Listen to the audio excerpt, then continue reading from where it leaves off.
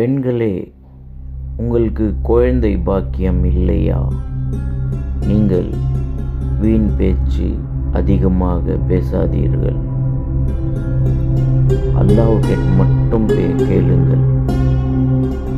இந்த திக்ர் உங்களுக்காக மட்டும். பெண்களே, சுபானல்லாஹி 33 தடவையும், அல்ஹம்துலில்லாஹி 33 தடவையும், அல்லாஹு அக்பர் 34 தடவையும் இந்த திக்ர், நமாஸ் இதை மட்டும் நீங்கள் செஞ்சா போதும்.